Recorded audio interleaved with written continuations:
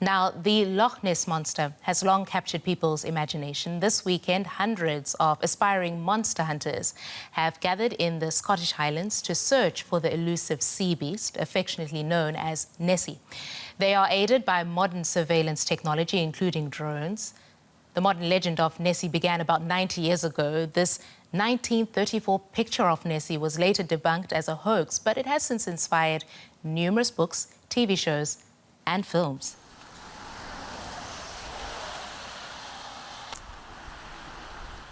And joining me now from Drumna in Scotland for the biggest Nessie hunt in 50 years is DW correspondent Charlotte Chelson-Pill.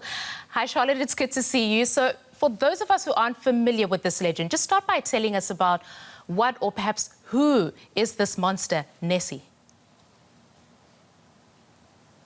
Well, I think in asking me that question, you're explaining there yourself why this legend endures, not just here in Drumna in Scotland, but of course around the world as well. There are very few who haven't heard of the Loch Ness and have asked that question, what is it? Now, there are multiple theories, and really, if you ask anybody here, someone has a different idea of what Loch Ness is. There have been descriptions that have been dating back since 565 AD. And if you look at the tally that's running on the number of sightings that there have been, clearly some perhaps more credible than others, there have been over 1,100 sightings so far. 4, in fact, this year alone. Now, there have been none so far this weekend, unfortunately.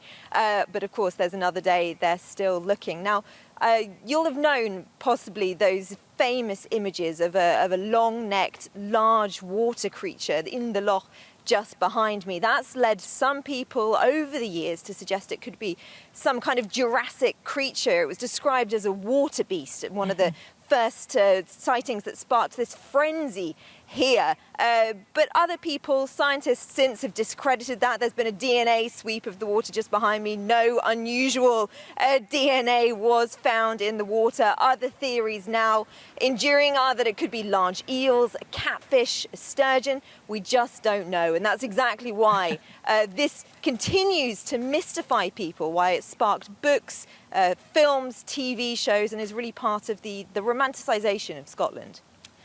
All right, Charlotte, so organisers say that this is the biggest hunt for Nessie in 50 years. What has sparked this search? I think if you ask some of the organisers, they would say there's never a bad time to look for Nessie. There is always interest. Now, they would also point to the fact that they say it's the largest search of its kind, the largest water surface search since 1972, so 50 years, about time, I think they would argue. But there have been other searches since, of course. This one, though, using what they say is some interesting technology. You mentioned drones were being used. There are also hydrophonic technology being used, so listening, dropping microphones essentially and listening down into the water. Not much luck on that yesterday, but they're going to give that another go today. And judging by the amount of people who've come here and are watching online as well, and the world's press descending too, this is always going to interest people. So this mystery, as you say, it attracts huge attention, international attention, but I wondered what the locals have to say about all of this and all the people that descend on their hometown. I think most people, when you ask them, really love the mystery, the legend. It's hard not to be gripped by it when you look at the amazing, huge expanse behind me. You can't help but wonder what could be in there. And of course, it sparked an enormous tourism industry. So a lot of people say it's brought a lot of people, a lot of money into this area, a lot of visitors. So there's that. But of course, there is a sort of a bit of a wink, I think, from a lot of the people who are living here, sort of asking themselves with a bit of a joke whether or not this exists here. Well, Charlotte, for the duration that we've been speaking, I've been looking over your shoulder to see if anything will pop up behind you. I just wondered, I mean, what do you think? Is there really a sea monster living in that water behind you?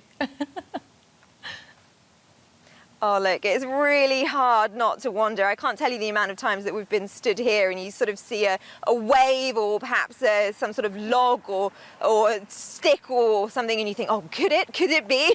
It's really hard not to.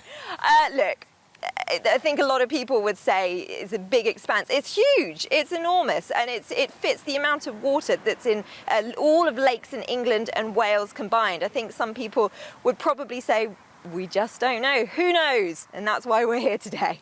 Yeah, well, at least let the mystery live on. That's CW correspondent Charlotte Chelsenville in Drumna, Droghett, Scotland. Thanks, Charlotte.